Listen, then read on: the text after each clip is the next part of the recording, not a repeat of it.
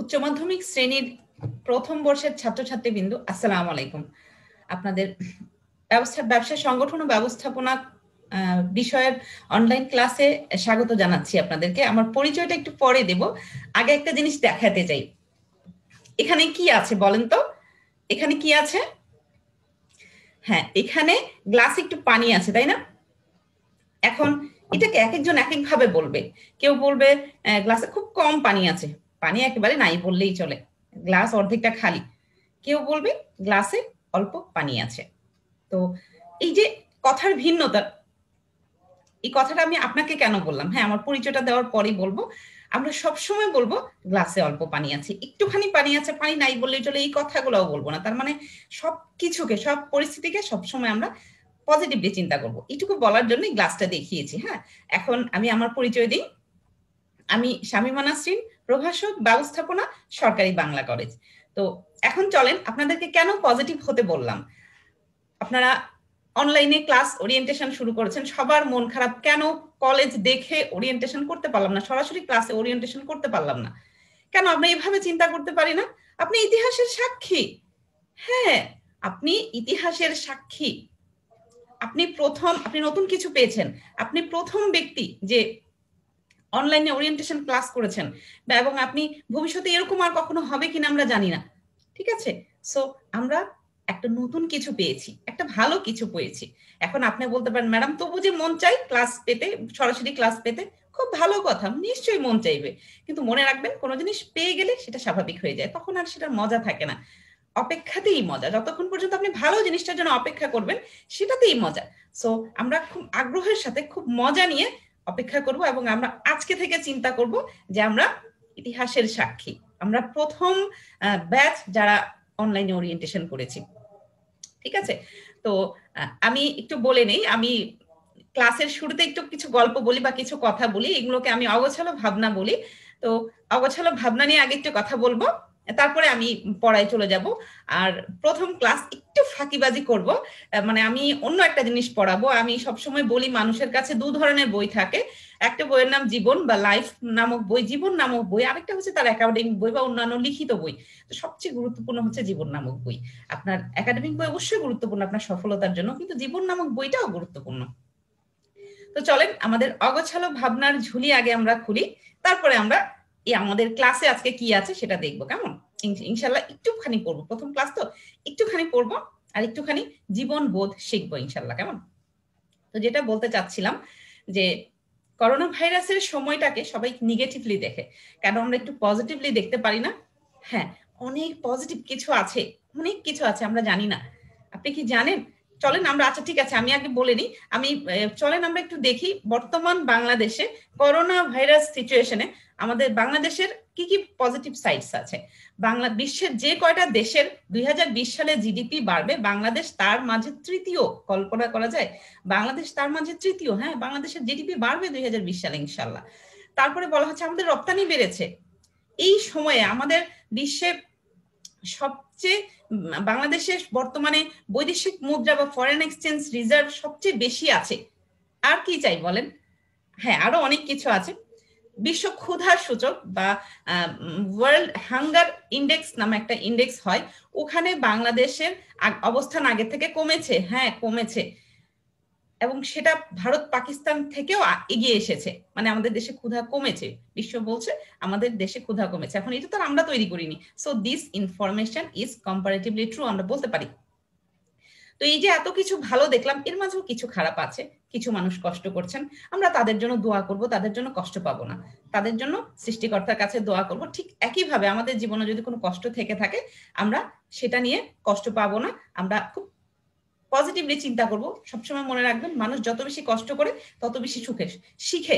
সুখ থেকে মানুষ শিখতে পারে না। আপনার কষ্ট আপনাকে বাস্তবতা শিখাবে, আপনাকে শক্ত করবে, আপনাকে কঠোর করবে, আপনাকে দৃঢ় করবে, আপনাকে ব্যক্তিত্ব সম্পন্ন করবে। আর কি বলবো বলেন? এখন আসেন একটু মাস্ক নিয়ে কথা বলি, একটু করোনা ভাইরাস নিয়ে কথা বলবো, তারপরে পড়ায় চলে যাব। বলছিলাম মাস্কের কথা। আমরা জানি কিনা জানি না, আপনারা জানেন কিনা জানি না, 67% মানুষ, বাংলাদেশে 67% মানুষ মাস্ক পরে না, অস্বস্তি এবং গরমের জন্য পরে না। আমি সেই 67%-এর ভিতরে থাকবো না, অবশ্যই মাস্ক পরতে হবে। এখন আপনি বলতে পারেন, ম্যাডাম কেন পরতে হবে? সচেতনতার জন্য না, সচেতনতা হচ্ছে 3 নাম্বার।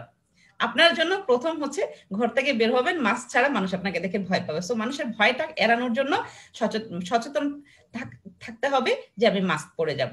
ইভেন আপনি এরকম করতে পারেন যে এক্সট্রা একটা মাস্ক আপনি ব্যাগে রাখেন, পকেটে রাখেন, আর যখন মাস্ক ছাড়া বের হয়ে গেলেন একটা পরলেন।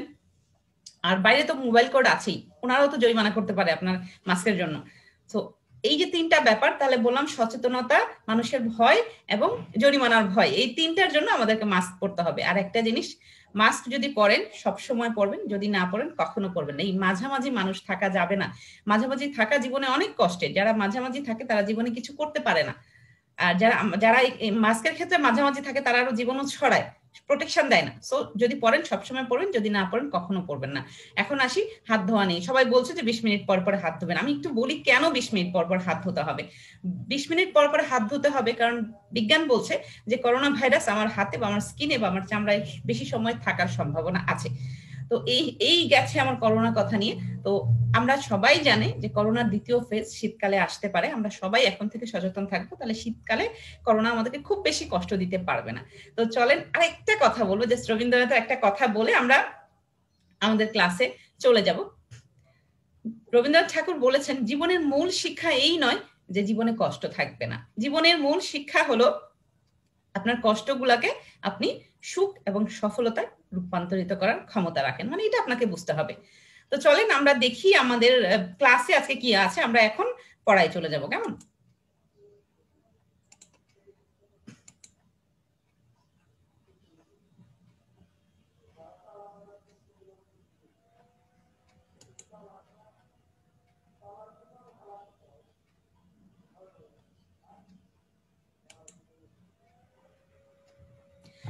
যেটা বলছিলাম আপনাদেরকে, আমি এই ক্লাসে স্বাগত জানাচ্ছি। কিভাবে ফুল দিয়ে, শুভেচ্ছা দিয়ে, পাতা দিয়ে, মোমবাতি দিয়ে, আমার কাছে মোমবাতি আসলে মোমবাতি না, মোমবাতি আসলে আলো। আর আলো মানে পজিটিভিটি, আমার কাছে আলো মানে বই। কেমন? প্রজাপতি দিয়েছি, এই জন্য দিয়েছি আমি মনে করি মানুষের জীবনে দুটো দিক আছে, সফলতা অর্থাৎ লেখাপড়া এবং জীবন, দুটোই গুরুত্বপূর্ণ, দুটোকে সমান তালে এগিয়ে যেতে হবে, সেজন্য প্রজাপতির ছবি দিয়েছি। তো চলেন দেখি এরপরে আমাদের কি আছে। যেহেতু সকালের ক্লাস, সকালবেলায় চায়ের শুভেচ্ছা, চা বা চা না, সরি এটা কফি, কফির শুভেচ্ছা। যার যতটুকু কফি লাগে ঢেলে মনে মনে কফি খেয়ে নিবেন। যেহেতু সকালের ক্লাস, আবারও শুভ সকাল। এখন আমরা যাচ্ছি আমাদের স্লাইডে। আমি বলেছিলাম পড়াবো না, সত্যি পড়াবো না, কিছু জীবন বোধ আমরা শিখবো। এখানে দেখেন এই ছবিটা আমি মোটামুটি সব ছাত্রদেরকে দেখিয়েছি। আমার খুব পছন্দের একটা ছবি, ছবি না ঠিক এটাকে জিআইএফ বলা হয়। ছবির মতো কিছু, একটা ছবির কিছু অংশ যখন অ্যানিমেটেড থাকে বা ভিডিও টাইপের হয়, এটাকে হচ্ছে বলা হয় জিআইএফ। তো এই জিআইএফটা দেখেন, একটা মোমবাতির আশেপাশে একটা প্রজাপতি ঘুরছে, ঘুরছেই ঘুরছে। তো আমার কাছে এই প্রজাপতি হচ্ছেন আপনি, আর এই যে মোমবাতি এটা হচ্ছে আপনার জীবনের আলো। আলো মানে বই, আমার কাছে আলো মানে পজিটিভিটি। জীবনকে পজিটিভ ভাবে যখন চিন্তা করবেন ওইটাই আলো, কেমন? তো দেখেন এখানে আমি আরেকটা ছবি দিয়েছি। এই ছবিটার মানে হচ্ছে, আগে ছবিটার বর্ণনা দিই। ছবিটাতে ঘটনা হচ্ছে এরকম যে লোকটা হাঁচি দিতে গিয়ে, নাক বাঁচাতে গিয়ে মাথা হারিয়ে ফেলেছে। অর্থাৎ আমার জীবনে গুরুত্বপূর্ণ কিন্তু মাথা, হাঁচি দেওয়ার জন্য নাক কিন্তু না। সো খুব গুরুত্বপূর্ণভাবে জীবনের প্রায়োরিটি গুলো সেট করতে হবে। মোবাইল দেখা, টিভি দেখা আপনার জন্য গুরুত্বপূর্ণ, বাট আপনার প্রায়োরিটি না। তাহলে যদি এরকম করি আমরা, তাহলে এরকম আমাদের নাক বাজবে কিন্তু মাথা বাজবে না। আমাদের মাথাই তো গুরুত্বপূর্ণ। সো আমাদের যেটা গুরুত্বপূর্ণ আমরা সেটা আগে গুরুত্ব দিয়ে তারপর জীবনে চলবো, কেমন? তো এরপরে দেখেন আমি একটা ঘড়ি দিয়েছি। ঘড়িটা হচ্ছে মানে একটা সমুদ্রের নিচে কিছু প্রাণী হাঁটছে এবং পাতা দিয়ে ঘড়িটা বানানো হয়েছে। তো এই ঘড়ির মানে হচ্ছে খুব গুরুত্ব সহকারে সময়কে গুরুত্ব দিতে হবে। এখন আপনার হাতে অফুরন্ত সময়, নিজেকে ডেভেলপ করার এটাই সময়। নিজের যে যা গুণ আছে সেগুলাকে উন্নত করতে হবে। মনে রাখবেন, আপনি যত বেশি দক্ষ হবেন তত মানুষের উপরে নির্ভরতা আপনার কমবে, তত আপনি স্বাধীন থাকবেন। তো এই নির্ভরতা যদি তখনই কমবে যখন আপনি আপনার সময়কে কাজে লাগিয়ে দক্ষতা শিখবেন, কেমন? তো আমি সব সময় ক্লাস শুরু করি এই কথাটা দিয়ে, আমার যত ছাত্র আছে সবাই জানে আমি ইন্টিগ্রিটি শব্দটা দিয়ে কথা শুরু করি, ক্লাস শুরু করি। দেখেন এখানে একটা কথা লেখা আছে, integrity is not something you show others. Integrity এমন কিছু নয় যেটা আপনি অন্যদেরকে দেখান, it is how you behave behind their back. তাদের পিছনে আপনি কেমন আচরণ করেন, এটাই হচ্ছে ইন্টিগ্রিটি। আচ্ছা, তাহলে অনেস্টি আর ইন্টিগ্রিটির সাথে একটু তফাৎটা আমি বলে দিই। আমি একটা এক্সাম্পল দেবো, আপনারা বুঝে যাবেন। একটা মেয়ে আমার দেখা একদম, আমি আমার নিজের স্কুলের একটা মেয়ের ঘটনা, সেই মেয়েটাকে আমার এখনো শ্রদ্ধা করতে ইচ্ছা করে। মানুষ এত এত ডিপলি অনেস্ট হতে পারে। তো একটা মেয়ে ইংরেজিতে 27 পেয়েছে। তো রেজাল্ট কার্ড আসার পরে দেখলো তার রেজাল্ট কার্ডে 72 লেখা আছে। তো সে সাথে সাথে ম্যাডামের কাছে গিয়েছে, গিয়ে বলেছে যে ম্যাডাম এটা 27 হবে না, এটা 72 হবে না, এটা 27 হবে। এবং ম্যাডাম তখন তাকে সালাম জানিয়েছেন, শ্রদ্ধা জানিয়েছেন, ধন্যবাদ দিয়েছেন এবং বলেছেন জীবনে যাতে তুমি বড় হতে পারো। আমি জানি না সে কোথায় আছে, কিন্তু তাকে দিয়ে ওই দিন থেকে আমি ইন্টিগ্রিটি শিখতে পেরেছি। ইন্টিগ্রিটি আসলে কি? ইন্টিগ্রিটি হচ্ছে আমার কাছে আমার সততা। ওই মেয়েটা যদি কাউকে না বলতো, তাহলে কিন্তু তার রিপোর্ট কার্ডে 72ই থেকে যেত। সবাই জানতো সে সৎ, শুধু সে জানতো সে অসৎ। তাহলে এটার নামই ইন্টিগ্রিটি। সততা হচ্ছে সবাই জানে আমি ভালো, ইন্টিগ্রিটি মানে হচ্ছে আমি জানি আমি ভালো। ইন্টিগ্রিটির বাংলা হচ্ছে শুদ্ধতা। কেমন? দেখেন একটা আমি গাছ দিয়েছি, গাছে পানি দেওয়া হচ্ছে, গাছ বড় হচ্ছে। এই পানি হচ্ছে আপনার পড়ালেখা, আপনার সময়ের মূল্য। আপনি যেভাবে সময় মূল্য দিলে আপনার জীবনের সফলতা এভাবেই গাছটার মতো বৃদ্ধি পাবে। কেমন? তারপরে যেটা আসলে আমি তখন ঘড়িটা দিয়ে দেওয়ার সময় যেটা বলতে চাচ্ছিলাম, দেখেন রবীন্দ্রনাথ ঠাকুর একটা কথা বলেছেন, the butterfly counts not months but moments and has enough time enough. বলছেন, উনি বলছেন প্রজাপতি যে আছে সে মাস গণে না, সে মুহূর্ত গণে এবং তার কাছে যথেষ্ট সময় আছে। অর্থাৎ আপনি যদি জীবনে বড় হতে চান, আজ এই মুহূর্তে আপনাকে কাজে লেগে যেতে হবে। এই মুহূর্তে যে গুরুত্ব দিবে না, তার কাছে মাসও থাকবে না, তার কাছে পর্যাপ্ত সময় থাকার তো কোনো প্রশ্নই আসে না। এখন আসেন আমরা পড়ালেখার কিছু পয়েন্টস নিয়ে কথা বলবো। আমি ফুলের ছবি দিয়েছি, আর এখানে দেখেন একটা ছবি দিয়েছি যে একটা মানুষ উপর থেকে নেমে বই খুলছে। তো আমরা আজকে এই মুহূর্ত থেকে আমরা আমাদের যেখানে আছে সেখান থেকে নেমে আমরা বই পড়া শুরু করব, তাহলে আমরা আলোর কাছে থাকতে পারবো। আর এখানে ওই যে প্রথম ছবিটা দিয়েছিলাম, ওইটার রিমেক আমি একটা দিয়েছি। এর মানে হচ্ছে একটা আলো জ্বলছে, আলোর পাশে একজন মানুষ দাঁড়িয়ে আছে। এই আলো মানে বই, আলো মানে পজিটিভিটি, এবং এই প্রজাপতিটা হচ্ছে আমার প্রত্যেকটা ছাত্র। কেমন? তো এই দুটো ছবি আমার পুরো স্লাইডেই থাকবে। তো আমি যেটা বলছিলাম, সাম পয়েন্টস অ্যাবাউট স্টাডি, আমরা স্টাডি নিয়ে কিছু কথা বলবো। পড়াশোনা কেমন যেন হিজিবিজি, চিন্তা করতে একটু সমস্যা হয়, তাই না? আবার কারো কাছে পড়াশোনা বোরিং, কারো কাছে পড়াশোনা ডিস্টার্বিং। ওই যে একজন একদম বইয়ের দিকে তাকায় বোর হয়ে গেছে, আরেকজন কপালে বই ঠেকতেছে যে পড়বো না, কষ্ট লাগে। এখন কারো কাছে আবার পড়াশোনা ভয় দেখায়। ওই যে দেখেন এখানে ভূত ভয় দেখাচ্ছে, এখানে বই আপনার দিকে ভয়ঙ্কর ভাবে তাকিয়ে আপনাকে খেয়ে ফেলতে চাইছে। তো কারো কাছে এরকম, অনেকে পড়াকে ভয় পায়, কেউ ইংরেজিকে ভয় পায়, কেউ বাংলাকে ভয় পায়, কেউ আবার অঙ্ককে ভয় পায়। মনে রাখবেন নেলসন ম্যান্ডেলা বলেছেন, আপনি যতক্ষণ পর্যন্ত একটা কাজ না করবেন সেটা কঠিন মনে হবে, আপনি কাজ করে ফেললে সেটা আর কঠিন মনে হবে না। অর্থাৎ আপনি বইটা যখন পড়া শুরু করবেন আর কঠিন লাগবে না, আর ভয় লাগবে না, বোরিং লাগবে না, জাস্ট স্টার্ট নাও। সো কিন্তু কিভাবে শুরু করব? আমাদের যে অনেক সমস্যা। কি সমস্যা? আমাদের আশেপাশে অনেক কিছু আছে। দেখেন এই বই এই ছেলেটাকে ডাকছে এইদিকে, সে হাত দিয়ে ডাকছে না, কিন্তু এই যে খারাপ জিনিসগুলো তাকে হাত দিয়ে ডাকছে যে আমার দিকে তাকাও। এই ছেলেটা দুই দিকে কনফিউজড হয়ে গেছে কোন দিকে তাকাবে। এখানে দেখেন একটা মেয়ের মাথার আশেপাশে কত কিছু ঘুরছে, বই খাতার সাথে খাবার আছে, এই বক্সের ভিতরে মনে করেন পুরো দুনিয়া আছে, ফেসবুক থেকে শুরু করে পুরো পুরো দুনিয়া আছে। এত কিছু আমাকে মনোযোগহীন করছে, আমি কিভাবে মনোযোগ রাখবো? আমি কিভাবে আমার মনের জোর রাখবো? একটাই উপায়, সেটা হচ্ছে আপনি সচেতনভাবে পড়বেন।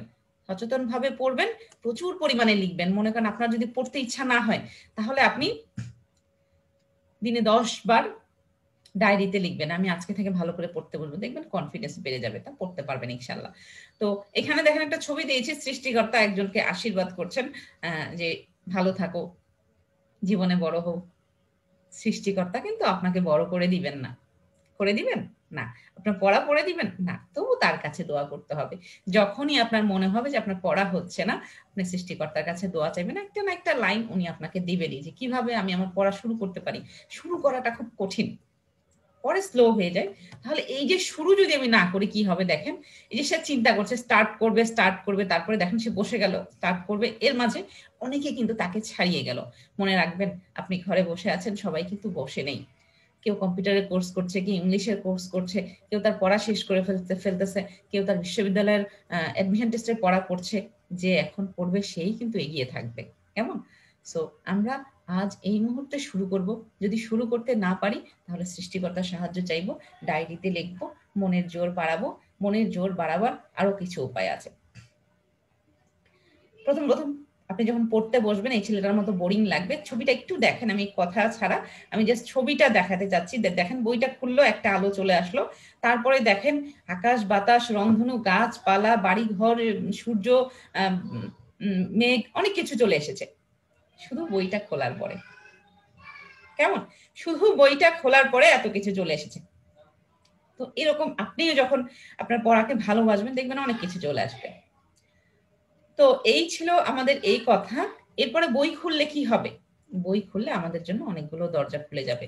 একটু খেয়াল করেন আমার ভিডিওটা, দেখেন এই ভিডিওতে আছে যে অনেকগুলো দরজা খুলে যাচ্ছে। ঠিক একইভাবে আপনি যখন বই খুলবেন, আপনার জন্য এইভাবে অনেকগুলো দরজা খুলে যাবে। সেই দরজা হচ্ছে আপনার আলোর দরজা, সেই দরজা হচ্ছে সফলতার দরজা। তো সবসময় চিন্তা করতে হবে, learning is fun, I love study, I am very serious. ভালো পড়াকে ভালোবাসতে না পারলে কখনোই পড়া আপনাকে ভালোবাসবে না, আপনার পড়া হবে না, সময় বেশি লাগবে। আমি বলছি না আপনি সারাক্ষণ বই পড়বেন, সারাক্ষণ বইয়ের পিছনে পড়ে থাকবেন। আমি বলছি আপনি জীবনে আনন্দ করবেন, আপনি জীবনে টিভি দেখবেন, আপনি ফেসবুক দেখবেন, একই সাথে যখন পড়ার সময় অবশ্যই পড়তে বসবেন। মনে রাখবেন, শুধু টিভি দেখায় আনন্দ নেই, যখন পড়া শেষ করে টিভি দেখবেন সেটাই অনেক আনন্দ। সেই আনন্দটা আমাদেরকে খুঁজে বের করতে হবে, সেই আনন্দটা আমাদেরকে দেখতে হবে, কেমন?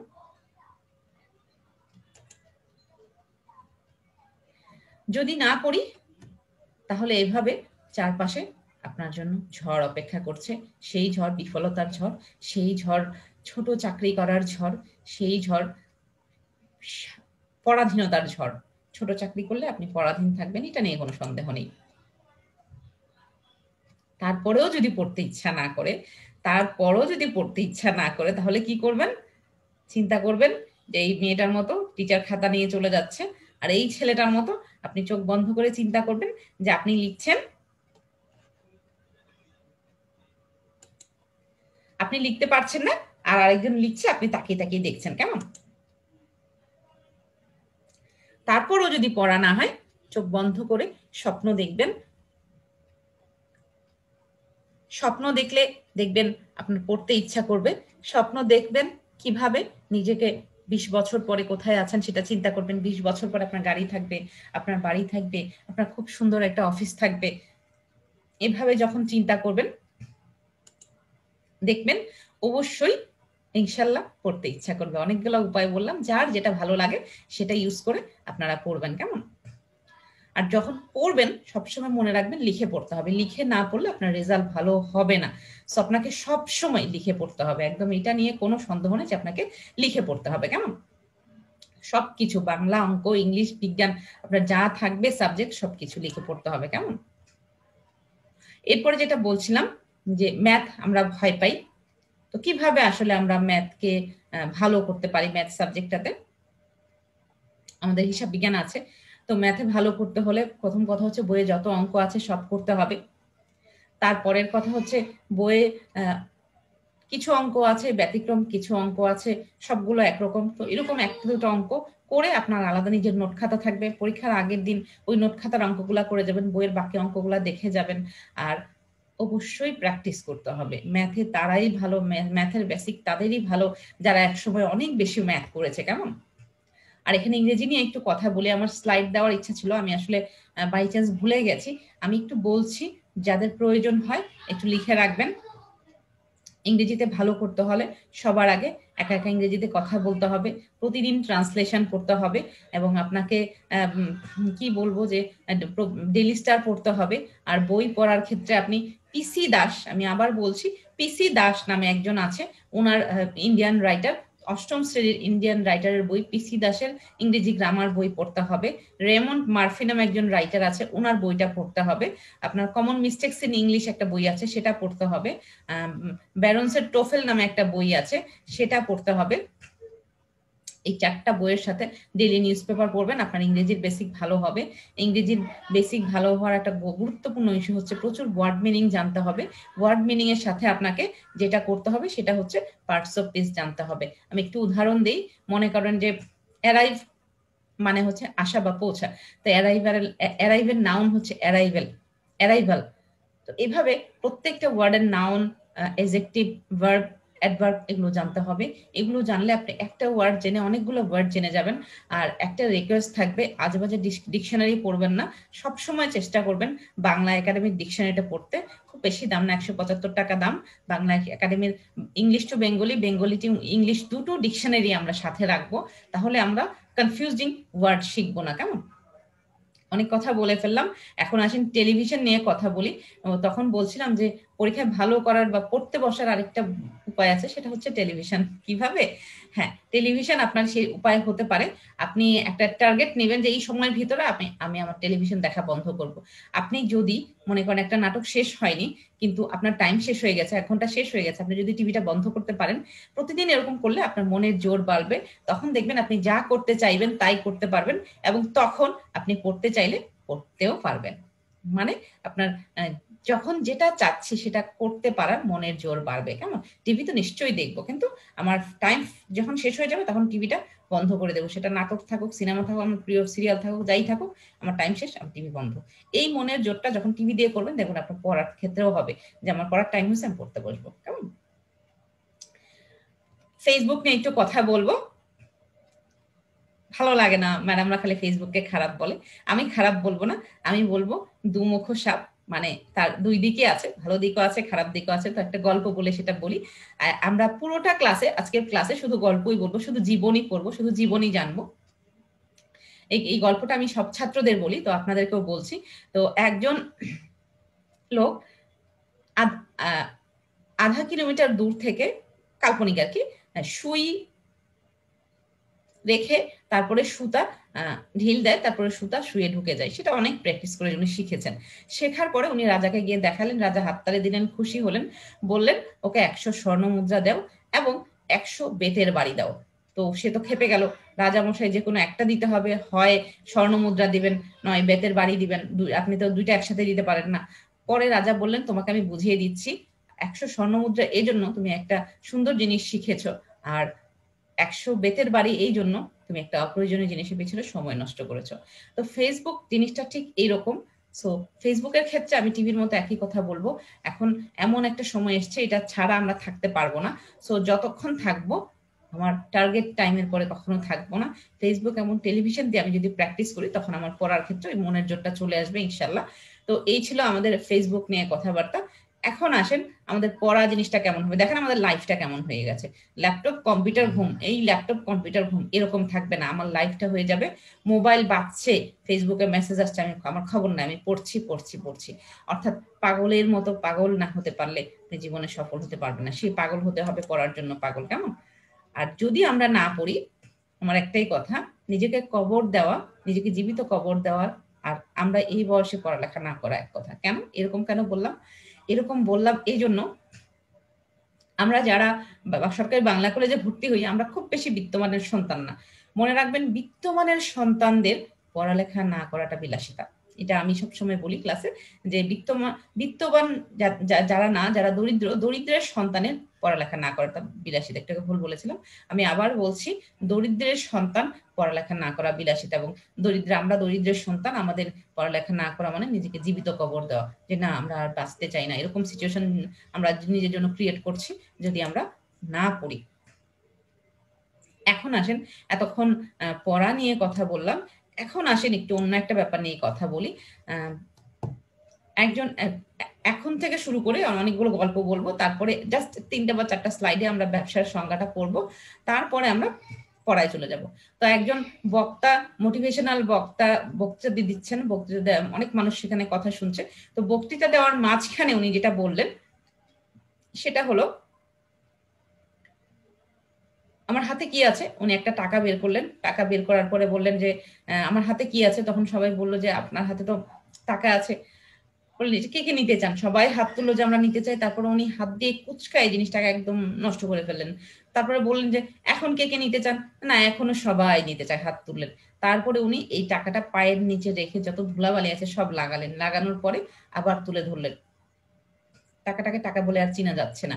তারপরে বললেন এখন বলেন তো এটা কে নিতে চান। সবাই বলল এখনো তারা নিতে চায়। তো মনে রাখবেন এই টাকার মতো নিজেকে যোগ্য বানাতে হবে, মূল্যবান বানাতে হবে, সব জায়গায় সম্মান পাবেন, সবাই বলবে আপনাকে আমরা চাই। আর যদি সফল না হতে পারেন, জীবনে যোগ্য নিজেকে যোগ্য বানাতে না পারেন, মানুষের অবহেলা সহ্য করতে হবে। সো আমরা এরকম করব না। আমরা প্রত্যেকে যোগ্য, আমরা প্রত্যেকে মূল্যবান, আমরা প্রত্যেকে যোগ্য, ঠিক আছে? You are valuable, you are precious, আপনি স্বর্ণের মতো মূল্যবান। এখন আসেন, যেটা বলছিলাম সেটা হচ্ছে আমি যে মূল্যবান, তাহলে আমি সেটা নিয়ে কি করতে পারি। You have everything to be successful. এই কথার সাথে আমার এই ছবিটার কি মিল, আমি একটা গল্প বলবো, সেই গল্পের সাথে এটার মিল আছে, সেই জন্য এই ছবিটা আমি দিয়েছি। সো আমার চিন্তাটা চেঞ্জ হয়ে গেছে এই গল্পটা পড়ার পরে, জানার পরে। সো আমি জানি না আপনাদের চিন্তা চেঞ্জ হবে কিনা, বাট আমি আপনাদের জানার জন্য বলছি। তো যেটা বলছিলাম সেটা হচ্ছে একজন কৃষক, মোটামুটি মাঝারি মানের কৃষক, খুব ভালো দিন আনে, দিন শেষে খুব ভালো খায়, ভালো পড়ে, এরকম ভাবে খুব ভালো সে আছে। হঠাৎ করে একদিন তার মনে হলো পাশের গ্রামে যাই। পাশের গ্রামে গিয়ে উনি শুনে আসলেন যে পাশের গ্রামে আপনার আছে, এটাকে কি বলা যায়, পাশের গ্রামে হিরে পাওয়া যাচ্ছে জমির নিচে। তো উনি তৎক্ষণাৎ নিজের সকল সম্পত্তি বিক্রি করে টাকা সংগ্রহ করে পাশের গ্রামে কিছু জমি কিনলেন। যেই জমি কেনা যায় সেই পরিমাণ জমি কিন্তু পাওয়া যায় না, সো অল্প জমি উনি কিনলেন এবং ওনার পরিবার, ওনার বাড়িটা সহ বিক্রি করে দিলেন এবং ওনার পরিবারকে শ্বশুর বাড়িতে রেখে উনি পাশের গ্রামে চলে গেলেন। এবং অনেক খোঁজার পরেও উনি স্বর্ণ বা হীরা কিছুই পেলেন না। তো মূল্যবান কিছু না পাওয়ার পরে উনি খুব হতাশ হয়ে গেলেন এবং হতাশ হয়ে যাওয়ার পরে উনি যেটা করলেন, সুইসাইড করে ফেললেন। গল্প যদি এখানে শেষ হয়ে যেত তাহলে আমার কিছু বলার ছিল না। উনি তো কারো না কারো কাছে সেই ওনার জমিগুলা বিক্রি করেছেন। যেখানে উনি ওনার জমি বিক্রি করেছেন সেই লোক একদিন চাষ করতে গিয়ে দেখলো যে এই যে কোদালের ভিতরে কি যেন শক্ত লাগছে। তারপরে দেখলেন আকাশে রংধনু। উনি ভালো করে খুঁড়ে দেখলেন এই জমিতে অসংখ্য হিরে, মণি, মুক্তা, মানিক আছে। তার মানে হলো আপনাকে কখনো ভাবা যাবে না যে আমার বাইরের থেকে এই সম্পদ নেই, সেই জন্য আমি পড়তে পারছি না, আমার ওই সম্পদ না। আপনার কাছে সবকিছু আছে, জাস্ট যেটা দরকার সেটা হচ্ছে ইচ্ছা। আপনি দেখেন আপনার কাছে ইচ্ছাটা আছে কিনা। ইচ্ছা থাকলে আর সব জিনিস পড়ার জন্য আপনার আছে। আপনার যদি বই প্রয়োজন হয়, বাংলা কলেজের লাইব্রেরি আছে। আপনার যদি কলম প্রয়োজন হয় তাহলে দুটা ভাত কম খেয়ে কলম কিনবেন, দুটা ভাত কম খেয়ে খাতা কিনবেন, দুটা ভাত কম খেয়ে আপনি একটু কম রিক্সায় চড়ে আপনি বই খাতা কলম কিনবেন। তারপরেও পড়তে হবে। আর কখনোই বলা যাবে না যে করোনার সময় অনেক ঝামেলা ছিল সেজন্য পড়তে পারিনি। আমি ওই যে বললাম আমার কাছে সব ক্ষমতা আছে, শুধু আমার ইচ্ছা দরকার। যদি ইচ্ছা থাকে আমি যে কোনো পরিস্থিতিতে পড়তে পারি। সো আপনি সবসময় মনে রাখবেন you have everything to be successful. Just সাথে যোগ করতে হবে ইন্টেনশন বা ইচ্ছা।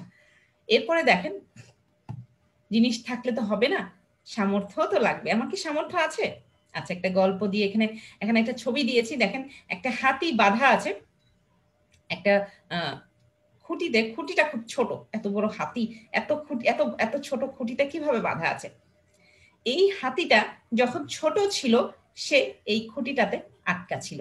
তো সে যখন বড় হয়ে গেছে, ছোটবেলায় সে অনেক চেষ্টা করেছে এটা ছোটানোর। সে যখন বড় হয়েছে তারপরে সে আর চেষ্টা করেনি। সো এখন সে ধরে নিয়েছে এটা তার অনেক শক্ত একটা বন্ধন, এটা সে কখনো ছোটাতে পারবে না। আপনিও ঠিক কালকে যে অঙ্কটা পারছেন না, সেটা কখনো ধরে নেবেন না যে আপনি পারবেন না। আপনি নিশ্চয়ই পারবেন। আজকে কালকে থেকে আপনার সামর্থ্য বেড়েছে, ইনশাল্লাহ বেড়েছে, কমেনি। আপনি একদিনের জন্য ম্যাচিউরড হয়েছেন। সো গতকালকে যা পারতেন না, আজকে চেষ্টা করবেন, ইনশাল্লাহ আজকে পারবেন। এই হাতিটার মতো হওয়া যাবে না। এই হাতিটার মতো হলে মানুষ আমাদেরকে বোকা বলবে। So you have capacity, you have unlimited capacity, just have intention এবং just be dedicated, okay? তারপরেও জীবনে সমস্যা আছে। এত কেন সমস্যা, ভালো লাগে না যে? তারপরেও জীবনে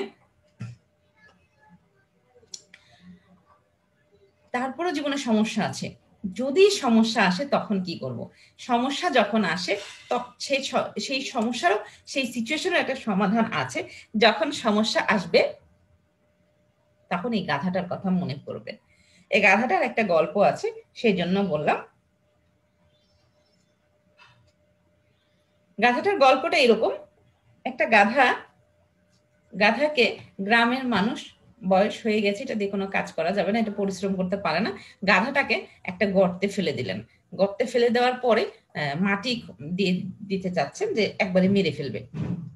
তো গাধাটার গায়ে যখনই মাটি পড়ছিল সে গাধারা দিচ্ছিল আর তার বডিটা উপরে উঠছিল। আলটিমেটলি দেখা গেল মাটিও বাড়ছে, সেও গা ঝাড়া দিচ্ছে এবং আস্তে আস্তে উপরে উঠে যাচ্ছে। তাহলে এই গল্পের মানে কি? এই গল্পের মানে হচ্ছে, আপনি মনে রাখবেন, আপনার যখনই বিপদ আসবে গা ঝাড়া দিয়ে দিবেন। এগুলা কিছুই না। গা ঝাড়া দিলে আপনার বিফলতাগুলা পায়ের নিচে পড়ে যাবে এবং আপনি এই গাধার মতো সফল হয়ে যাবেন। কেমন? তো পরের স্লাইডে দেখে কি আছে। এই মুহূর্ত থেকে আমরা একটু পড়বো, হালকা পড়বো, বেশি জিনিস পড়বো না, একদম মানে একটা বা দুটো স্লাইড পড়বো, ঠিক আছে? তো আমরা আগে বলিনি, আমরা ব্যবসা সংগঠন ও ব্যবস্থাপনা বিষয়টি পড়বো। আমাদের প্রথম পত্র হচ্ছে ব্যবসা সংগঠন এবং দ্বিতীয় পত্র হচ্ছে ব্যবস্থাপনা। তো আমরা প্রথম পত্রে ব্যবসা সংগঠনের প্রথম পত্রে আমাদের ব্যবসা দিয়ে শুরু, ব্যবসার সংজ্ঞা দিয়ে শুরু। তার আগে আমরা বলে নিই, ব্যবসা হচ্ছে একটা অর্গানাইজেশন বা প্রতিষ্ঠান। তো চলেন আগে প্রতিষ্ঠানের সংজ্ঞা দেখি। Organization is a group of role related people working systematically together as a whole to achieve a common objective. অর্থাৎ অর্গানাইজেশন হচ্ছে এমন একটা জায়গা যেখানে রোল রিলেটেড পারসন, মানে সে তার দায়িত্বের জন্য আরেকজনের সাথে রিলেটেড, রোল রিলেটেড মানুষগুলো একসাথে হয়ে সিস্টেমের মতো কাজ করে কোনো একটা উদ্দেশ্য অর্জনের জন্য। অর্গানাইজেশন ফর্মাল হতে পারে, ইনফর্মাল হতে পারে। ফর্মাল অর্গানাইজেশন হচ্ছে বিজনেস, আর ইনফর্মাল অর্গানাইজেশন হচ্ছে আপনার ফ্যামিলি, ফ্রেন্ডশিপ, এগুলো। তাহলে এখন চলেন দেখি হোয়াট ইজ বিজনেস। বলা হচ্ছে এখানে কি লেখা আছে, business is a legal economic activity which creates utility to earn profit. ব্যবসা হচ্ছে, এখানে আমি একটু দুঃখ প্রকাশ করিনি, আমি বাংলা টাইপ করতে পারি না, সো প্রথম দিনের জন্য দুঃখ প্রকাশ করছি। পর থেকে যেভাবে পারি আমি বাংলা দেওয়ার চেষ্টা করবো। আর এখন যেখানে বাংলা দিয়েছি আমি পুরোটা বুঝিয়ে দেবো, কেমন? বলা হচ্ছে business is a legal economic activity which creates utility to earn profit. বলা হচ্ছে ব্যবসা হচ্ছে একটা বৈধ অর্থনৈতিক কর্মকাণ্ড যা উপযোগ সৃষ্টি করে প্রফিট অর্জনের জন্য। তাহলে উপযোগ কি? তাহলে ব্যবসা বৈধ কাজ, অর্থনৈতিক কাজ, ইউটিলিটি বা উপযোগ সৃষ্টি করে প্রফিট অর্জনের জন্য। তাহলে what is utility? Utility is the ability of a product to satisfy the want is called utility. The ability of a product to satisfy the want or need of person is called utility. অর্থাৎ কোনো জিনিসের অভাব পূরণের ক্ষমতাটাকে বলা হচ্ছে utility. Utility psychological ব্যাপার। ইউটিলিটির সাথে ইথিক্সের কোনো সম্পর্ক নয়। ইউটিলিটি ব্যক্তি বিশেষে ভিন্ন হবে। ইউটিলিটি স্বাদ অভ্যাসের উপর ডিপেন্ড করে। ইউটিলিটি এত কিছু করার দরকার নেই, জাস্ট মানুষের অভাব পূরণের ক্ষমতাকে ইউটিলিটি বলে, এটুকু জানলেই আমাদের চলবে। তো ইউটিলিটির প্রকারভেদ আমরা একটু দেখি। বিভিন্ন ধরনের ইউটিলিটি আছে, form utility, place utility, time utility, position utility, information utility. বলা হচ্ছে ফর্ম ইউটিলিটি, এই যে রাবারের দানা থেকে কলম বানানো হয় সেটাকে বলা হচ্ছে ফর্ম ইউটিলিটি বা সাইজের ইউটিলিটি। তারপরে হচ্ছে প্লেসের ইউটিলিটি, এক জায়গা থেকে আরেক জায়গায় পণ্য নিয়ে বিক্রি করলে সেটাকে সাইজের ইউটিলিটি, প্লেসের ইউটিলিটি বলা হচ্ছে। টাইমের ইউটিলিটি হচ্ছে আপনি গুদাম ঘরে পণ্য রেখে অন্য সময় বিক্রি করলে এটাকে টাইম ইউটিলিটি। পজেশন ইউটিলিটি হচ্ছে যখন ক্রয় বিক্রয় করার মাধ্যমে জিনিস একজনের মালিকানা হস্তান্তর করা হয়, আরেকজন মালিক হয়, এটাকে পজেশন ইউটিলিটি হচ্ছে। ইনফরমেশন ইউটিলিটি হচ্ছে আপনি যখন আপনার কাস্টমারকে ইনফরমেশন দিয়ে হেল্প করবেন, এটাকে বলা হচ্ছে ইনফরমেশন ইউটিলিটি। তাহলে ব্যবসার ব্রাঞ্চেস বা শাখা কয়টা? ইন্ডাস্ট্রি, ট্রেড এবং কমার্স। ইন্ডাস্ট্রি হচ্ছে শিল্প। তো এই যে ইউটিলিটি ক্রিয়েশন বলেছিলাম, ইউটিলিটি ক্রিয়েশনের ফর্মের যে ইউটিলিটিটা বলেছিলাম সেটা হচ্ছে ইন্ডাস্ট্রি। তো ইন্ডাস্ট্রি মানে হচ্ছে পণ্য উৎপাদনের মাধ্যমে যখন আপনি একটা পণ্য বানিয়ে কাস্টমারের কাছে বিক্রি করেন, সেটা হচ্ছে ইন্ডাস্ট্রি বা শিল্প। তো ইন্ডাস্ট্রির দুটো ডেফিনেশন আছে, একটা হচ্ছে পণ্য উৎপাদন করা, আরেকটা হচ্ছে group of firms producing same types of products. অর্থাৎ কিছু পণ্য, কিছু এমন কিছু প্রতিষ্ঠান যারা একই ধরনের পণ্য উৎপাদন করে বাজারে বিক্রি করছে, তাদেরকে ইন্ডাস্ট্রি বলে। যেমন আমি যদি বলি ফার্মাসিউটিক্যালস ইন্ডাস্ট্রি, তাহলে বেক্সিমকো, ইনসেপ্টা, এসকেএফ আর সহ যত ইন্ডাস্ট্রি অর্গানাইজেশন আছে যারা আপনার ওষুধ তৈরি করে, সবাইকে একসাথে ফার্মাসিউটিক্যালস ইন্ডাস্ট্রি বলবে। কেমন? তাহলে ইন্ডাস্ট্রি দুই ধরনের, একটা হচ্ছে একই ধরনের পণ্য উৎপাদন করে যেসব ফার্ম, তাদেরকে একসাথে একটা নামে ইন্ডাস্ট্রি বলা হয়। আর আরেকটা হচ্ছে ইন্ডাস্ট্রি হচ্ছে আপনার প্রোডাকশন অফ প্রোডাক্টস। ঠিক আছে? অর্থাৎ আমরা যখন রূপগত পরিবর্তন করব একটা জিনিসের, পরিবর্তন করে সেটা মানুষের কাছে বিক্রি করবো, সেটা হচ্ছে ইন্ডাস্ট্রি। ট্রেড হচ্ছে কেনা বেচার কাজকে ট্রেড বলে। অর্থাৎ শুধু কিনবো বেচবো, এখানে কোনো বানানোর কাজ নাই, তৈরি করার কাজ নাই, উৎপাদনের কাজ নাই, সেটা হচ্ছে ট্রেড। আর কমার্স হচ্ছে ব্যবসা। ইন্ডাস্ট্রি এবং ট্রেডকে সহায়তা করে যারা, তাদেরকে কমার্স বলা হয়। অর্থাৎ ব্যাংক, বিমা, ইন্স্যুরেন্স, এগুলো। তাহলে দেখেন, ইন্ডাস্ট্রি হচ্ছে ওই যে একটা পণ্য উৎপাদিত হচ্ছে তার ছবি, ট্রেড হচ্ছে একজন বিক্রি করছেন চাল আরেকজনের কাছে সেটা, আর কমার্সের জায়গায় আমি একটা ব্যাংকের ছবি দিয়েছি, যে ব্যাংকে কি হয়, টাকা আসে টাকা যায়, এভাবেই ব্যবসা চলে। ঠিক আছে? তো এই আমাদের পড়া শেষ। বলেছিলাম খুবই অল্প পড়াবো, যত মানে আমার পক্ষে যতটুকু কম সম্ভব ততটুকু পড়িয়েছি। তারপরে আসেন দেখি, আর নলেজ টু বি কনফিডেন্ট। আমি বলেছিলাম কনফিডেন্ট হতে হবে জীবনে। সব মানে জীবনে চলতে গেলে আপনাকে অবশ্যই কনফিডেন্স থাকতে হবে, অর্থাৎ আত্মবিশ্বাস থাকতে হবে, নিজের উপর বিশ্বাস থাকতে হবে। আমি এটা করতে পারি, আমি পারবো পারবো পারবোই। মনে আছে এপিজে আব্দুল কালাম স্যার বলেছিলেন, আমি উড়বো উড়বো উড়বই। সেই যে উড়বো, সেই যে পারবো, এই হচ্ছে আমার কনফিডেন্সের নাম। তাহলে কনফিডেন্স আমার কিভাবে বাড়বে? বলা হচ্ছে এই চিত্রটা বলছে এই নলেজ যত বাড়বে কনফিডেন্স তত বাড়বে, নলেজ যত কমবে কনফিডেন্স তত কমবে। দেখেন এটা একটা থিওরি বের করেছে, এগুলো আর দেখার দরকার নেই। শুধু আমরা আমাদের যেটা জানা উচিত সেটা হচ্ছে আমার যত বেশি নলেজ বাড়বে তত আমার কনফিডেন্স বাড়বে। খুব ছোট্ট একটা এক্সাম্পল দেই। আপনি যদি মনে করেন যে আপনি যদি মনে করেন যে আজকে নিউ মার্কেটে যাবেন, যদি আজকে মঙ্গলবার হয় তাহলে কিন্তু আপনি যাবেন না। আর যদি আপনি নাই জানেন যে আপনি মানে নিউ মার্কেট মঙ্গলবারে বন্ধ কিনা, তাহলে তো আপনি যাবেন, গিয়ে ঘুরে আসবেন। তখন আপনার কনফিডেন্স কমে গেল, যাবে আল্লাহ এত ছোট একটা জিনিস জানি না। তাহলে জানতে হবে, জীবনে জানার নামই হচ্ছে confidence. Think positive, be positive. এখানে 10টা কারণ দেওয়া হয়েছে পজিটিভ হওয়ার। তো এই ইট হেল্পস যে পজিটিভ, আপনার স্মাইল, হাসার 10টা কারণ বলা হয়েছে। তো এটা একটু দেখে নেবেন। আমি জাস্ট বলছি আমরা মানুষকে পজিটিভলি চিন্তা করব, সবকিছুকে আমাকে পজিটিভলি চিন্তা করব, আমার পরিস্থিতিকে পজিটিভলি চিন্তা করব, বর্তমান পরিস্থিতি থেকে পজিটিভ চিন্তা করব, মানুষকে পজিটিভলি চিন্তা করব। কেন পজিটিভলি চিন্তা করব? চলেন আবার গল্প বলি, আজকে শুধু গল্পই বলবো ইনশাল্লাহ। তো যেটা বলছিলাম, একজন লোক শাক কিনতে গেছে, গিয়ে দেখে যে অনেকগুলা পাট শাক, সুন্দর সুন্দর পাট শাক বাসায় নিয়ে আসছে। আয়সা দেখে বাইরে বাইরে পাট শাক, ভিতরে ভিতরে শুধু পাট শাকের গাছ, পাতা নাই, পাতা ছাড়া শুধু গাছ ভিতরে দিয়ে দিচ্ছে। অর্থাৎ এটা একটা প্রতারণা। তখন সে মনে মনে অনেক গালি দিয়েছে সেই লোকটাকে। এরপরে 5 বছর পরে, এটা সত্য ঘটনা বলছি, 5 বছর পরে উনি যখন সেই আপনার শাক আবার কিনতে গেছে, তখন সে লোকটা খুব বেছে বেছে শাক নিচ্ছে। তখন দোকানদার বলছে, ভাই বেছে শাক নেওয়া যাবে না। বলো কেন? বলে আমরা যার কাছ থেকে শাক আনি আমাদেরকে ধরতেও দেয় না, তা আপনি বেছে নিলে আমার কি, আমি খারাপটা কার কাছে বিক্রি করবো? এমনি নিতে হবে, সব নিতে হবে। তখন তার মাথায় কাজ করলো, তাহলে আগে যে লোকটা শাক আমার কাছে বিক্রি করেছে সে আসলে জানেই না, সে আমার কাছে ভুল শাক বিক্রি করেছে। 5 বছর ধরে তাকে মনে মনে গালি দিচ্ছি। এই হচ্ছে পজিটিভ না থাকার ফল। আমরা সবসময় পজিটিভ থাকবো, সবকিছুকে পজিটিভলি চিন্তা করবো। কেমন? পৃথিবীর কাউকে আপনাকে ছোট করার সুযোগ দিবেন না। আপনি সব সময় যোগ্য, এবং আগে নিজেকে সম্মান করবেন, দেখবেন অন্যরা সম্মান করবে। নিজের সম্পর্কে কখনো এভাবে বলবেন না, আমি একটা মানুষ হলাম, আমার একটা যেমন তেমন হলে হলো, এই কথাগুলো কখনো নিজের সম্পর্কে বলবেন না। আপনি নিজেকে সম্মান করবেন, মানুষ আপনাকে সম্মান করবে, মনে থাকবে। What you think will be true, just be dedicated. আপনি যা চিন্তা করেন, আপনি যাই ভাবেন, সবকিছু সত্য হয়ে যাবে। জাস্ট একটু ডেডিকেটেড থাকেন। কিভাবে? একটু কথা বলি।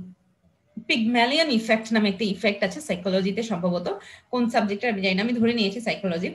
তো এক শিক্ষক তার ছাত্র এখন গল্প বলছে, people are influenced by the expectations build upon them. তাদের উপর যে এক্সপেকটেশনটা তৈরি করা হয় সেটাতে তারা খুব প্রভাবিত হয়। Teacher says I will pass, madam বলেছে আমি পাস করবো, সো আমি পাস করবো। এই যে শিক্ষক যদি আপনাকে ভালো বলেন তাহলে আপনি ভালো করবেন। এখন আপনি চিন্তা করেন, আপনি যদি মনে করেন যে আপনি পারবেন, আপনি ভালো করেন, তাহলে তাও তো আপনি ভালো করবেন। এখানে আমি একটা ছবি দিয়েছি, দেখেন সে তার একটা ছোট্ট একটা শুকরকে সে বলছে যে স্পাইডার স্পাইডার, অর্থাৎ স্পাইডারের মতো বলছে যে তুমি মাকড়সার মতো উপরে দিয়ে হাঁটো, সে কিন্তু হাঁটছে। অর্থাৎ এভাবেই যেরকম আপনি কারো উপর এক্সপেকটেশন করবেন সেরকম সফলতা আসবে। সো নিজেকে সবসময় মনে করবেন যে আপনি সফল হতে পারবেন, আপনি পারবেন, তবেই ইনশাল্লাহ পারবেন। সবচেয়ে গুরুত্বপূর্ণ আমি আবার বলছি, সবচেয়ে গুরুত্বপূর্ণ হচ্ছে learn to express your disagreement. কোনো ব্যাপারে যদি আপনার অপোজিশন থাকে, খুব সুন্দর করে না বলে দিবেন। আমরা যেটা করি, না বলতে পারি না। যেমন মনে করেন যে ম্যাডাম আপনার কলম চুরি করেছে, এখন আপনাকে ম্যাডাম জিজ্ঞেস করেছে, এই ছেলে আমি তোমার কলম চুরি করেছি, কি করবেন? সাহসের সাথে বলবেন, হ্যাঁ ম্যাডাম করেছেন। তবে সেখানে বেয়াদবি থাকবে না, অভদ্রতা থাকবে না, একদম নির্দ্বিধায় নিঃসংকোচে না বলতে হবে, কেমন? সো আমরা সব জায়গায় না বলা শিখবো। এটা আপনার জীবনের একটা বড় শিক্ষা। যদি আপনি না বলতে পারেন, না বলতে না পারেন, তাহলে মানুষ আপনাকে ডিস্টার্ব করবে, কষ্ট দিবে, জীবনটা একটু কঠিন হয়ে যাবে। Have your full focus on the goal of your life. জীবনের উদ্দেশ্যের উপরে পুরো আপনার ফোকাসটা থাকতে হবে। কেমন? আমি একটু বলি, আপনি আজকে এই মুহূর্তে ঠিক করে ফেলেন আপনি জীবনে কি করতে চান, কি হতে চান, কোন দিকে যেতে চান। আপনি যদি মনে করেন আপনি জীবনে সফল হতে চান, বড় হতে চান, এটা কোনো উদ্দেশ্য হলো না। আমি বিসিএস ফরেন ক্যাডারের প্রথম স্থান অধিকার করতে চাই। দেখেন কত স্পেসিফিক একটা উদাহরণ। তো এরকম ভাবে নিজের উদ্দেশ্যটা, এখন আপনি যদি বলেন ম্যাডাম আমার পড়তে ভালো লাগে না, তাহলে ঠিক করেন কি করবেন।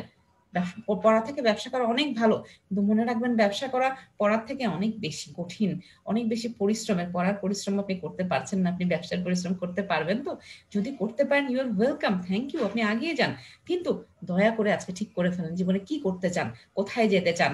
আমি একটা উদাহরণ দিই, মানুষ কত স্পেসিফিক হয়। আমি ঢাকা বিশ্ববিদ্যালয়ের ব্যবস্থাপনা বিভাগের 12তম ব্যাচের ছাত্রী। তো সেখানে আমার একজন ক্লাসমেট ছিলেন, উনি শুধু ঢাকা বিশ্ববিদ্যালয়ের সি ইউনিটের ফর্ম কিনেছেন এবং একটা ভর্তি পরীক্ষা দিয়েছেন এবং একটাতেই চান্স পেয়েছেন। উনি জাতীয় বিশ্ববিদ্যালয়ের ফর্মও কিনেননি। তাহলে একটা মানুষের গোল কত বেশি স্পেসিফিক হয়। উনি বলেছেন যে আমি চান্স পাবো, আমি জানি। সো কতটুকু পড়লে আর কতটুকু ডেডিকেটেড থাকলে আর কতটুকু ডিটারমাইন্ড থাকলে মানুষ এভাবে বলতে পারে। তো যেটা পড়লাম, father and father in law, আমি একটা লাইন বলি, you can not choose your father before coming to this world, but you can choose your father and law after coming in this world. আপনি পৃথিবীতে আসার আগে আপনার বাবা কে হবে সেটা আপনি ঠিক করতে পারবেন না, কিন্তু আপনার শ্বশুর কে হবে সেটা আপনি ঠিক করতে পারবেন। একটু হাস্যকর কথা হয়ে গেল না, এটা হাস্যকর কথা না। এর কথার একটা মূল থিম আছে। এটা আমি একটা বই পড়েছি, সঞ্জীব চট্টোপাধ্যায়ের একটা বই আছে, মাপা হাসি চাপা কান্না, সেই বইয়ে উনি এই কথাটা লিখেছেন। এই কথাটার মানে হচ্ছে আপনি পৃথিবীতে কিভাবে এসেছেন সেটা ডাজন্ট ম্যাটার, অর্থাৎ সেটা আপনার দায় না। কিন্তু আপনি যদি পৃথিবীতে খুব বিফল হয়ে মারা যান, সেটা নিশ্চয়ই আপনার দায়। পৃথিবীতে আসা আপনার দায় না, কিন্তু পৃথিবীতে যাওয়ার অবস্থার জন্য আপনি দায়ী।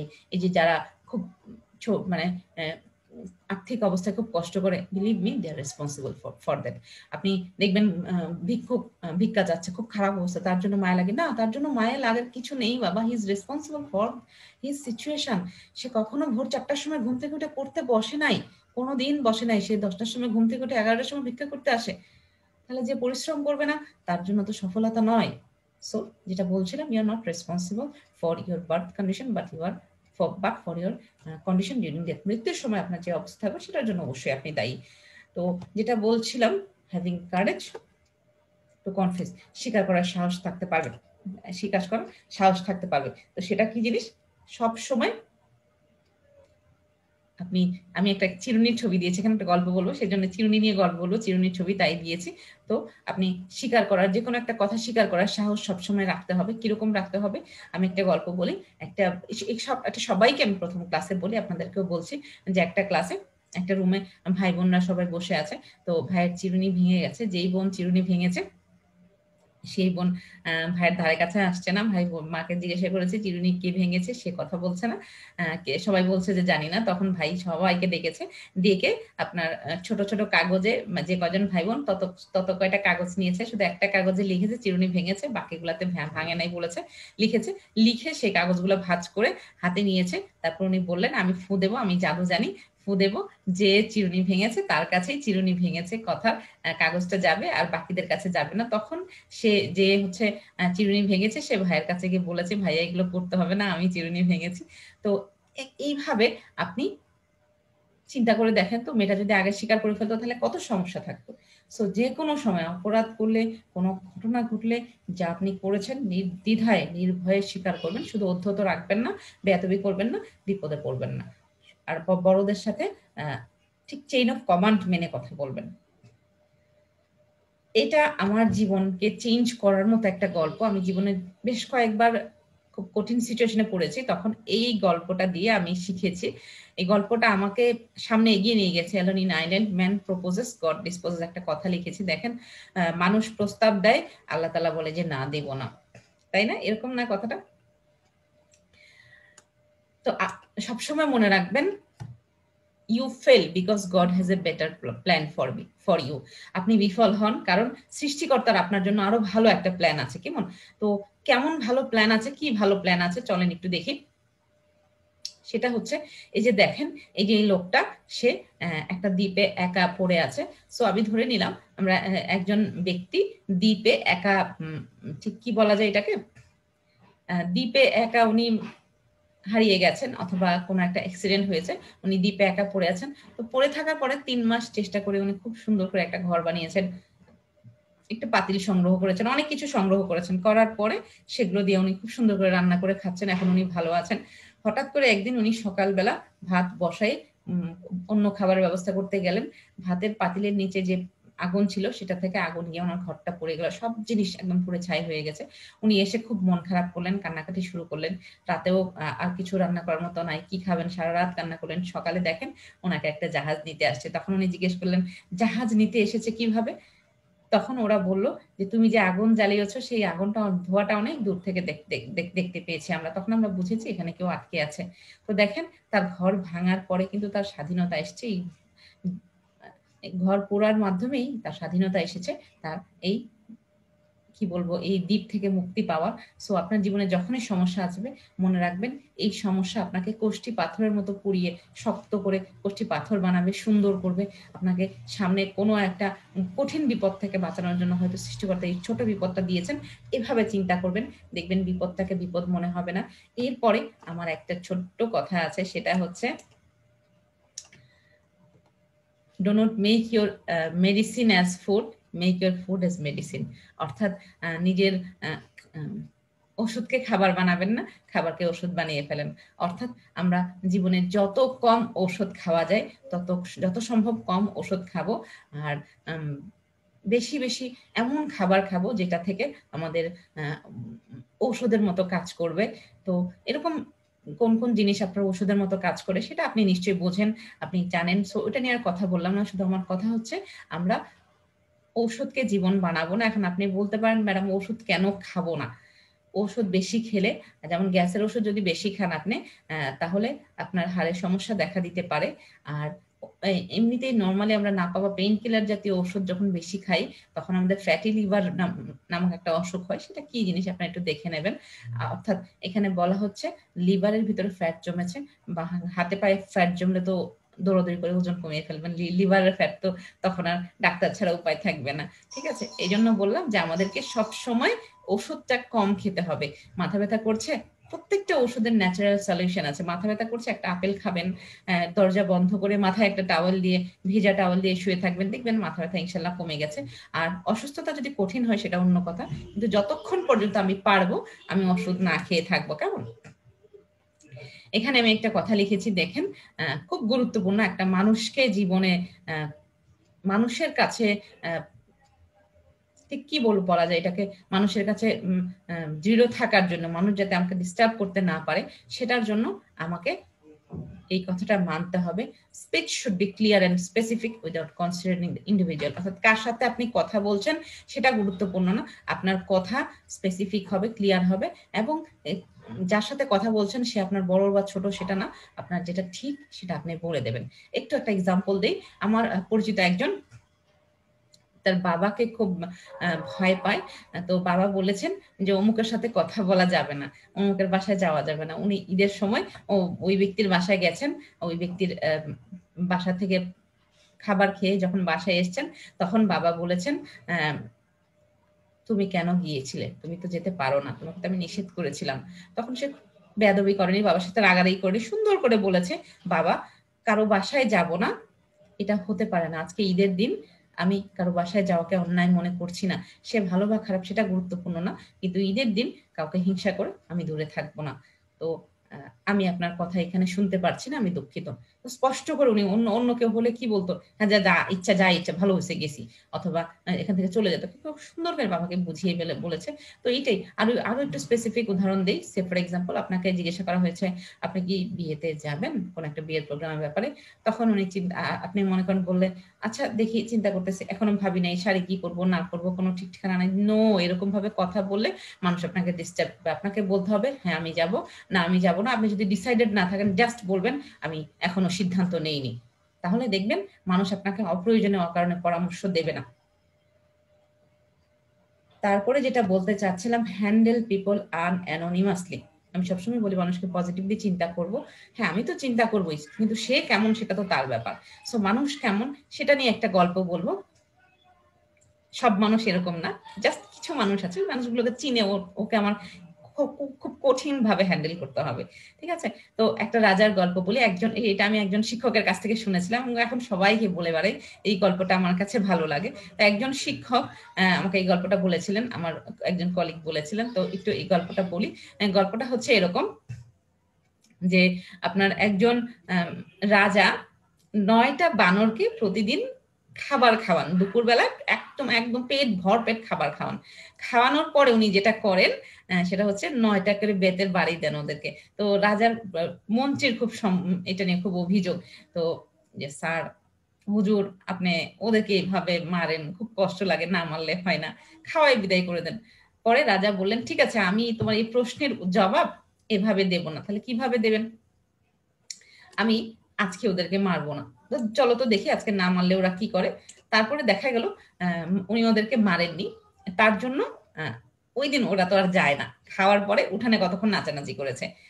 পরের দিন ওদেরকে আবারও মারেননি। পরের দিন ওরা বারান্দায় এসে চলে আসছে, বারান্দায় নাচানাচি করে চলে গেছে।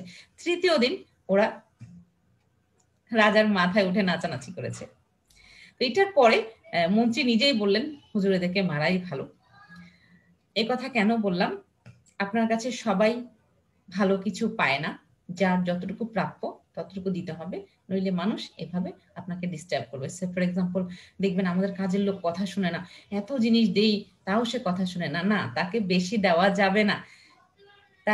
তাকে 1000 টাকার জামাই দিতে হবে, তাকে 7000 6000 টাকার জামা দেওয়া যাবে না, কারণ এটার মূল্য সে বুঝবে না। তার উপর তখন সে নিজেকে আপনার সমান মনে করা শুরু করবে। তাকে আমরা ছোট করব না, কিন্তু সে যখন আপনাকে আপনার থেকে বড় মনে করা শুরু করবে বা সমান মনে করা শুরু করবে, তখন কিছু সামাজিক সমস্যা তৈরি হয়, যেগুলা মানুষ ফেস করে পরবর্তীতে। তো ওই যে কার্ল মার্কস বলেছেন, ক্লাসলেস সোসাইটি আমরা প্রেফার করি। No, there should be class in this society. সবাই সমান হলে চলবে না, সবাই সমান হলে সামাজিক সিস্টেম লস হয়ে যাবে। কাউকে আমরা অসম্মান করব না, কিন্তু সবসময় মনে রাখবেন সমাজের প্রত্যেকটা স্তরের মানুষ খুব গুরুত্বপূর্ণ। আপনি আজকে কাজের লোকে অপ্রয়োজনীয় মনে করছেন, ঈদের পরে কি পরিমাণ খারাপ সময় যায় আমাদের, কাজের লোক এখনো আসে নাই, তাহলে সবাই গুরুত্বপূর্ণ, সমাজের প্রত্যেকটা ক্লাস গুরুত্বপূর্ণ। কেমন? তো এরপরে দেখি আমাদের স্লাইডে কি আছে। এরপরে আমি যেটা বলতে চাচ্ছি সেটা হচ্ছে B the owner your own decision, নিজের সিদ্ধান্তের মালিক নিজে হতে হবে। কেমন, আমি এখানে এইটাও সবাইকে বলি, এই গল্পটাও সাধারণত সবাইকে বলি। গল্পটা এরকম যে দুই বন্ধু অথবা দুই বান্ধবী একসাথে, এখানে দুইজনের মাথায় হেলমেট আছে, কিন্তু আমার গল্পে একজনের মাথায় হেলমেট আছে। তো একসাথে কোথাও ঘুরতে যাচ্ছে, তো সামনের জন হেলমেট পরেছেন, পিছনের জনের মাথায় হেলমেট নাই। তো তারপরে দেখা গেল একটু দূর যাওয়ার পরে একজন বলছে, সামনের বান্ধবীটা কত স্বার্থপর, পিছনের বান্ধবীটাকে হেলমেট দেয়নি, নিজে পরে ফেলেছে। তো সামনের বান্ধবীটা একটু লজ্জা লেগেছে, সে একটু সামনে আগায় বান্ধবীকে, পিছনের বান্ধবীকে হেলমেট দিয়ে ফেলেছে। তারপরে আর একটু সামনে যাওয়ার পরে এখন মানুষ আরেকজন পিছনের বান্ধবীকে গালি দিচ্ছে, এমন বোকা আছে, পিছনের মেয়েটা হেলমেট পরে বসে আছে, হেলমেট তো সামনে পরা লাগে, সামনের মানুষের হেলমেট পরা লাগে, এই বুদ্ধিশুদ্ধি মানুষ খাইয়ে ফেলাইছে। তারপরে পিছনের বান্ধবীর মন খারাপ হয়েছে, তারপরে দুইজনে মিলে হেলমেট সামনে ঝুলায় যাওয়া শুরু করলো, যা এবার আর কেউ কিছু বলতে পারবে না। একটু পরে সামনে যাওয়ার পরে আরেকজন বলল, আরে গাধার দল, একজন তো হেলমেটটা পরতে পারিস, একজন তো কষ্ট কম করতে পারিস। তখন তারা আসলে বুঝতে পারলো মানুষের কথা শোনা যাবে না, আমার কাছে যেটা ঠিক মনে হয় আমি সেটা করব, মানুষকে অশ্রদ্ধা করবো না। মানুষ যখন কোনো কথা বলবে সেটা খুব পর্যবেক্ষণের সাথে গবেষণা করে দেখবো whether they are right or wrong. তারা যদি ভুল থাকে তাহলে তাদের কথা নিয়ে আমি চিন্তা করবো না, কিন্তু যদি ঠিক থাকে তাহলেই আমি তার কথা শুনবো। ঠিক আছে, এইখানে এই সিচুয়েশনে এই মেয়েগুলোর এত টেনশন করার কোনো দরকারই ছিল না। দরকার ছিল না, ছিল না। কারণ হচ্ছে নর্মাল সিচুয়েশন এই, হেলমেট এখন বর্তমানে সামনে পিছনে দুজনকেই পড়তে হয়। তারপরে যদি হেলমেট একটা থাকে সামনের জন পরে, কারণ সামনের জনের চোখে বাতাস লাগে, ধোঁয়া লাগে, আর দ্বিতীয় জনের চোখটা সামনের জনের মাথা দিয়ে প্রোটেক্টেড থাকে, সো তাকে আর নতুন করে প্রোটেকশনের দরকার হয় না। ঠিক আছে, স্বাভাবিক দৃষ্টিতে এইভাবে চিন্তা করলে দেখা যায়। ঠিক আছে, তো যেটা বলছিলাম, নিজেকে সুপারম্যান ভাববেন, আপনি সুপারম্যান, আপনার অসম্ভব ক্ষমতা। এভাবে দাঁড়িয়ে থাকবেন আর চিন্তা করবেন যে আপনি সুপারম্যান, নিজেকে আনলিমিটেড ক্ষমতার অধিকারী মনে করবেন যে আপনি সব পারেন। আপনি সাহসী হবেন। সাহসী কিভাবে হব? রেগুলার বই পড়তে হবে আর রেগুলার লিখতে হবে, ডায়েরি লিখতে হবে। কেন? আপনার শরীরের ক্ষুধা যদি খাবার মেটায়, তাহলে আপনার মনের ক্ষুধা আপনার বই মেটাবে, আপনার মনের জোর বই বাড়াবে, সেটা খাবার দিয়ে কখনো হবে না। কেমন? এরপরে যেটা বলছিলাম কনফিডেন্সের গল্প, কনফিডেন্সের গল্পটা অবশ্যই বলতে হবে। কনফিডেন্স কি জিনিস সেটা তো বলেছি। তো কনফিডেন্সের গল্পটা বলে আমরা সামনে আগাবো। এখানে আমি একটা জাহাজের ছবি দিয়েছি। তো কনফিডেন্সের গল্পটাতে আসলে একটা জাহাজের ছবি আছে। দেখেন, জাহাজের একটা গল্প বলবো। দুই বন্ধু একসাথে আপনার জাহাজে উঠেছে, তো জাহাজে কোথাও যাচ্ছে, হঠাৎ করে জাহাজে ঝড় উঠলো। ঝড় উঠার পরে দেখা গেল আপনার একদম একজন কান্না শুরু করে দিল, হায়রে এখন কি হবে, আমি তো মরে যাব। দ্বিতীয় বন্ধু হাসছে, যে হাসছে তাকে প্রথম বন্ধু জিজ্ঞেস করলো, তুমি হাসছো কেন, দেখছো না ভয় আছে? তখন বললো যে তুমি কেন হাসছো, জবাব দাও। তখন যে হাসছে সে নিচে থেকে একটা ছুরি নিয়ে বন্ধুর গলায় ধরলো। তখন দ্বিতীয় বন্ধু যে কাঁদছিল সেও হাসা শুরু করলো। এখন সে বন্ধু জিজ্ঞাসা করলো, তুমি এখন হাসছো কেন, তুমি তো এটাকে কাঁদতেছিলে, এখন কাঁদো? বলে, আরে ভাই, আমি কেন কাঁদবো, তুমি তো আমার বন্ধু, তুমি কি আমাকে মারবা নাকি, তুমি কি আমার ক্ষতি করবা নাকি? তখন সে বন্ধু বলল, সৃষ্টিকর্তাও আমার বন্ধু, সৃষ্টিকর্তাও আমাকে যে বিপদ দেন সেটা ভালোবেসে দেন। সো আমি ধরে নিব সৃষ্টিকর্তা আমার কোনো ক্ষতি চাইবেন না, আর যদি উনি আমার মৃত্যু দেন আমি ধরে নিব ওইটাই আমার জন্য ভালো, আমার যদি কোনো অ্যাক্সিডেন্ট হয় সেটাই আমার জন্য আমি ভালো ধরে নিব। কেমন? তো এটার নাম হচ্ছে কনফিডেন্স। আমরা সবসময় এইভাবে কনফিডেন্স নিয়ে চলবো। তারপরে যেটা বলতে চাচ্ছি সেটা হচ্ছে নিজের রাগকে একদম ঝেড়ে ফেলে দেব। রাগ বলতে দুনিয়াতে কিছু নাই। কেমন? আপনার রাগ হচ্ছে সবচেয়ে বড় শত্রু। রাগ যদি দেখাতেই হয় আল্লাহর দুনিয়াতে শুধু মার সাথে দেখাতে পারবেন, আর কারোর সাথে রাগ দেখালে মনে রাখবেন আপনি রাগ দেখান, কিন্তু মানুষের সেই রাগটা মনে রাখে। আপনি পরে ভালো ব্যবহার করেন, সেটা সে মুখে মুখে দেখায়, কিন্তু মনে মনে তার কষ্টটা থেকে যায়। ঠিক আছে, সো আপনার সবচেয়ে বড় শত্রু হচ্ছে আপনার রাগ। রাগ দেখাতে হলে শুধু মনে রাখবেন মার সাথে রাগ দেখানোর অধিকার আছে, রিক্সাওয়ালার সাথে তো কিছুতেই অধিকার নাই। কেন? রিক্সাওয়ালার লেভেল আর আপনার লেভেল কি সমান না এরকম, তাহলে রিক্সাওয়ালার সাথে আপনি কিভাবে ঝগড়া করেন? আপনি তো আপনার লেভেলের সাথে ঝগড়া করবেন, আপনার বন্ধুর সাথে ঝগড়া করবেন। আপনি আপনার শিক্ষকের সাথেও ঝগড়া করতে পারেন না, আপনার রিক্সাওয়ালার সাথে ঝগড়া করতে পারবেন না। শিক্ষকের সাথে ঝগড়া করলে যেমন আপনার সম্মান যাবে, আবার রিক্সাওয়ালার সাথে ঝগড়া করলে আপনার সম্মান যাবে। বন্ধুর সাথে ঝগড়া করলে সম্মান আসবে ঠিক তা না, কিন্তু যা আছে তা খোয়া যাবে না, কেমন? এরপরে বলা হচ্ছে being firm, what you do tell others only to do that. আপনি যেটা নিজে না করবেন সেটা অন্যকে বলবেন না। দেখবেন এরকম করলে আপনার জীবনে এমন কিছু থাকবে না যে উপদেশ আপনি মানুষকে দিতে পারবেন। মানুষ উপদেশ দেওয়া খুবই অপছন্দ করে। এখন আপনি বলতে পারেন, ম্যাডাম আপনি তো পুরো ক্লাস জুড়ে উপদেশ দিয়েছেন। আমি শিক্ষক মানুষ, আমাকে এটা করতেই হয়, তাই করেছি। কিন্তু আমরা প্রয়োজন ছাড়া কাউকে উপদেশ দেব না। যদি দেখি কেউ বিপদে পড়েছে তারপরেও না, কারণ প্রত্যেকটা মানুষের নিজের বিপদ সামলানোর ক্ষমতা আছে। যদি না থাকে তাহলে তার ক্ষমতা যাতে হয় সেই জন্য সৃষ্টিকর্তা বিপদ দিয়েছেন। যতক্ষণ পর্যন্ত আপনার কাছে একটা মানুষ পরামর্শ চাইতে না আসবে ততক্ষণ পরামর্শ দিবেন না। দেখবেন এটা তার জন্য ভালোই হবে, তাকে তার মতো একটু কষ্ট করে শিখতে দেন না। এরপরে যেটা বলছিলাম, কেন উপদেশ দিবেন না?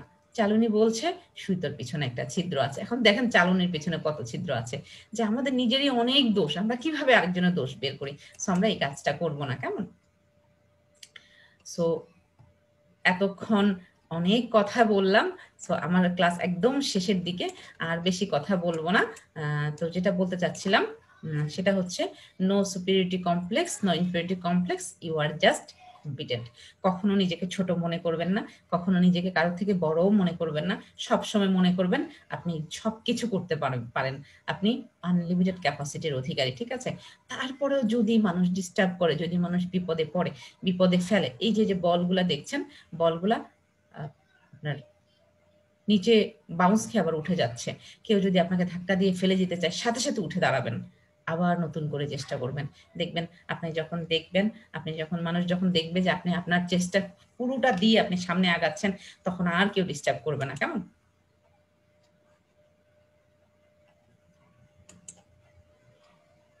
সো আমি যেটা বলতে চাচ্ছি সেটা হচ্ছে life is a gift with smile.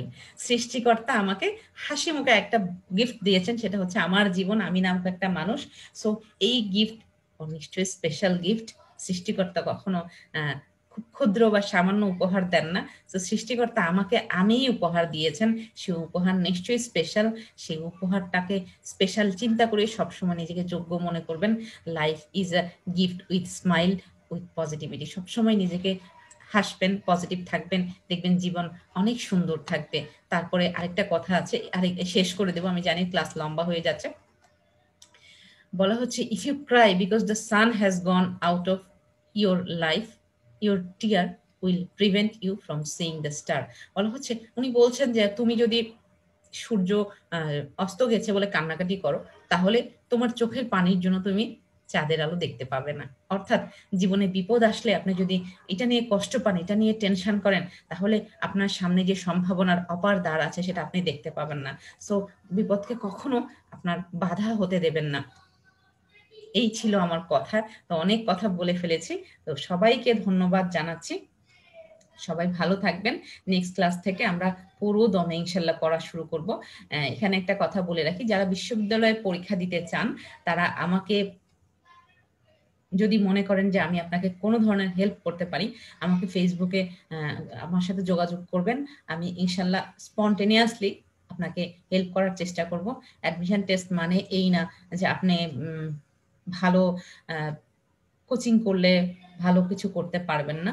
আপনি কোচিং ছাড়াও ভালো করতে পারবেন, শুধু আপনার বেসিকটা স্ট্রং লাগবে। মনে করবেন ইংরেজি তে খুব ভালো থাকতে হবে, এবং বাংলাকে সবাই খুব গুরুত্বহীন মনে করে, বাংলায় খুব ভালো করতে হবে। জাস্ট আবার একই কথা, যে যদি আপনার মনে হয় কোনো ধরনের পরামর্শ দরকার, নির্দ্বিধায় আমার সাথে যোগাযোগ করবেন। আর আপনাদের এইচএসসি দ্বিতীয় বর্ষের যে গ্রুপটা আছে সেই গ্রুপে আমার how to do well in the exam, পরীক্ষার হলে কিভাবে ভালো করতে হয় এটা নিয়ে পুরো একটা ক্লাস আছে। তাদের ঠিক পরীক্ষার আগে আগে ক্লাসটা নিয়েছিলাম। যদি সম্ভব হয়, যদি আপনার প্রয়োজন মনে হয়, আপনি ক্লাসটা দেখতে পারেন। আমি আশা করি হয়তো আপনাদের উপকার হতে পারে। সবাই ভালো থাকবেন, আমার আপনাদের প্রতি দোয়া থাকলো। ভালো থাকবেন। আসসালামু আলাইকুম।